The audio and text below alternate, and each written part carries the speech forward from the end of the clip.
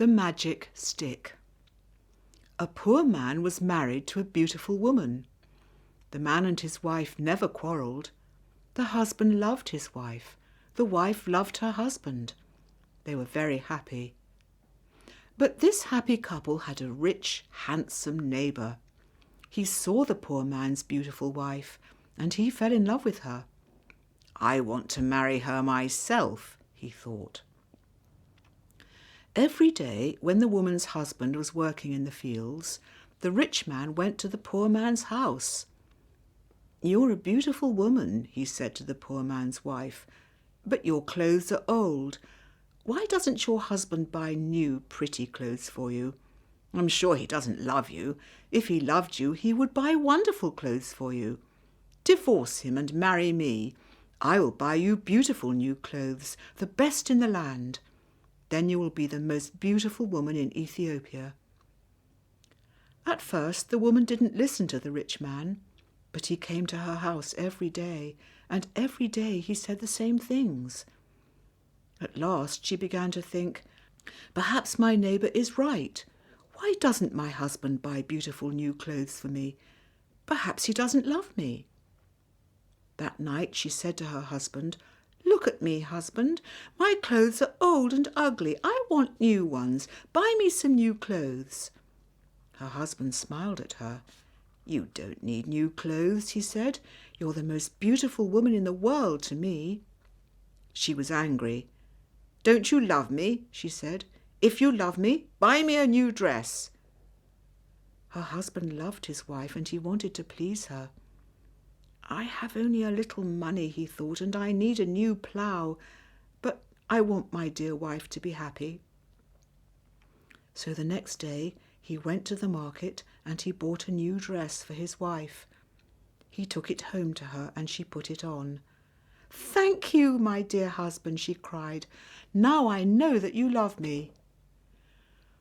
When the rich man came to see her again, she was wearing her new dress. "You see," she said to him, "my husband loves me very much. He bought me this beautiful new dress." The rich man shook his head. "But a good husband doesn't only give his wife new clothes," he said. "He gives her gold. Where's your gold necklace? Where are your gold rings? Why doesn't your husband give you those?" He opened a box and showed her some beautiful gold jewellery. "Look at these," he said. "Divorce your husband and marry me, and I will give all these to you." The woman did not listen to him. "Go away," she said. "I love my husband, and he loves me, and we are happy together." But the rich man came again every day, and every day he showed her the box of jewellery. At last she began to think, "Perhaps the rich man is right. Why doesn't my husband buy gold for me? Doesn't he love me?" That day she didn't make a fire. She didn't cook a meal. Her husband came home late after a long day in the fields. He was tired and hungry. "There's no dinner for you tonight," his wife said. "You don't love me." "What?" her husband cried. "But my darling, I love you more than anything. You're the most wonderful person in the world." "Then why don't you buy me some gold jewellery?" she said. "When a man loves his wife, he gives her a gold necklace and rings for her fingers." Her husband looked worried. "I spent money on her new clothes," he thought. "How can I find more for gold? I'll go and see my brother. Perhaps he will lend me the money. I must buy gold for my dear wife. I want her to be happy." The next day he went to visit his brother. "Lend me some money, brother," he said, "and I'll work for you in your field." "All right," his brother said, "but you must work hard. There are many stones in my field, and you must move them all away."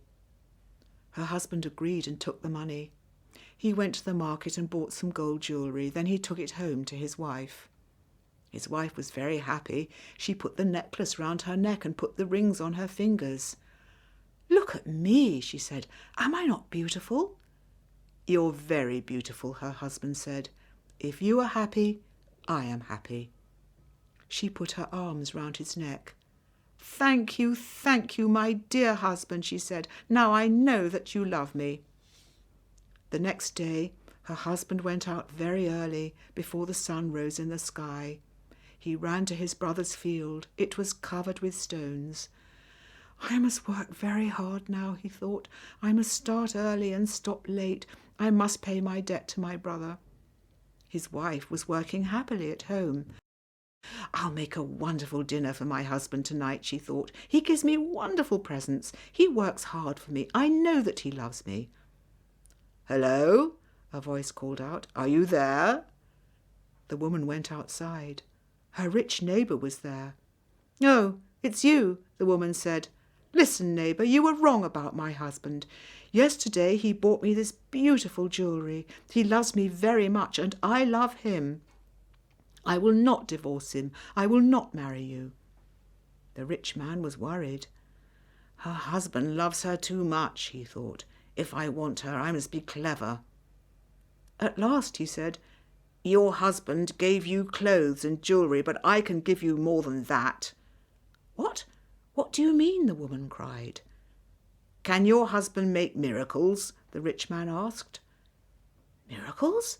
No, of course he can't make miracles, the woman answered. Only God can make miracles. Men cannot make them. But I can, the man said, because I love you. Love can make miracles. If your husband loves you, he can make miracles for you. If you love me, I will make miracles for you. Make a miracle for me now, the woman said. I can't, the rich man answered. You must promise to love me first. You must leave your husband and come to me. Then I will make wonderful, wonderful miracles for you. The woman said nothing, and the rich man went away. That night the poor man came home late. He was very tired and hungry. His wife brought water for him, and he washed himself. She brought delicious food for him, and he ate it. My poor husband, she thought, he works so hard for me, and he is so tired and hungry. The rich man is foolish. How can my husband make miracles? It's impossible. But the next day, and the day after, and the day after that, the rich man came to her house again. Did your husband make a miracle for you yesterday? He asked the woman. Leave him and love me, and I will make many, many miracles for you every day. At last the woman began to listen to him. One day when her husband came home, she was sad. Wife, dear wife, what is wrong with you? Cried her husband. Are you sick? No, she said, I'm sad because you do not love me. What? Cried her husband. But you know that I love you. I bought you new clothes. I bought you gold jewellery. You're the most precious thing in the world to me. But you don't make miracles for me, his wife said. Her poor husband was very surprised. Miracles? Of course I can't make miracles, he said. Why do you want a miracle? Who gave you the idea? Our neighbour came to see me today, the woman said. Love makes miracles, he said. If a man loves a woman, he will make miracles for her. Her husband was very worried. That wicked man wants to take my wife, he thought. All this trouble comes from him. When he first came here, she wanted new clothes. Then she wanted gold jewellery, and now she wants a miracle. What can I do? If I don't make a miracle, perhaps my wife will leave me and marry him. The next day he went slowly to work in his brother's field. I must pray, he thought. Only God can help me now. He looked up to heaven. Oh, Lord God, he prayed, please help me to make a miracle. I love my wife and I want to keep her. Don't let this rich man take her from me. He worked all morning. He was moving stones from his brother's field. In the middle of the day, he sat down under a tree to rest. A man was sitting there already. Who are you? The poor man asked. I am a wizard, answered the man, and I have a gift for you. Look, here are 2 sticks. They make miracles. Miracles? The poor man said. He was happy now. What kind of miracles? If you touch a person with the first stick, the wizard said, he will become a donkey. The poor man thought of the rich man and he smiled. A donkey, he said, that's very good. And if I touch him with the second stick, what will happen? He will become a man again, said the wizard. The poor man took the sticks and jumped up. "Oh, thank you, my friend," he said. "I prayed to God and he sent you to me. Now I can keep my wife and punish my enemy." He ran home. "Wife," he called out, "come here. I'm going to make a miracle." His wife came out of the house. "A miracle?" she said. "What miracle?" "Look," said her husband. He touched her with the first stick. At once she became a donkey.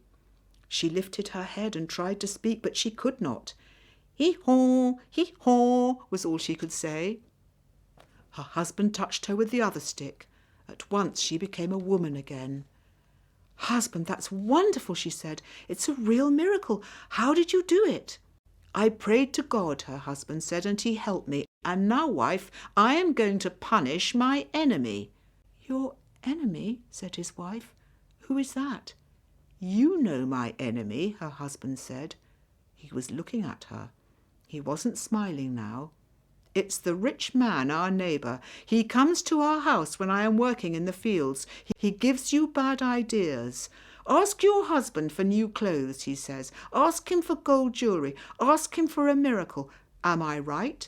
Did our rich neighbour give you all these ideas?" His wife said nothing. "And did you listen to him?" her husband went on. His wife did not look at him. She was ashamed. "I'm sorry," she said. "It's true. He said all those things. He wanted me to divorce you and marry him, and I listened to him." "And do you want to divorce me and marry him?" her husband asked. She looked at him. Her eyes were full of tears.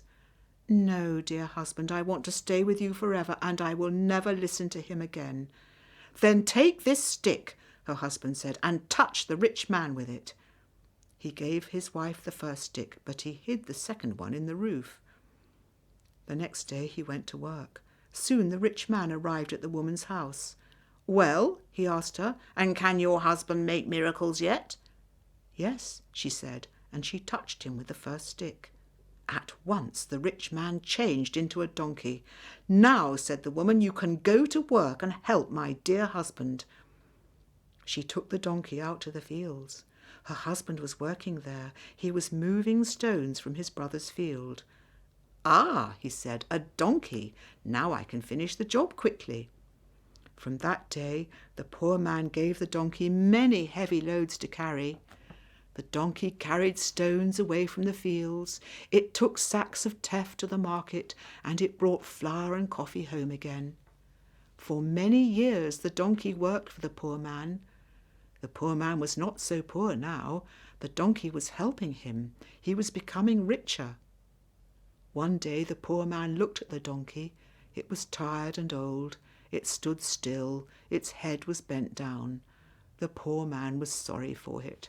He went into his house and brought out the second stick. Then he touched the donkey with it. At once the rich man stood there. But he was not a handsome young man now. He was old. His back was bent. He was very, very tired. "You tried to take my wife away from me," the poor man said. "That was wrong. Go home now. Don't look at other men's wives again." The rich man went away and he never came back again. But the poor man and his wife lived happily together for many more years.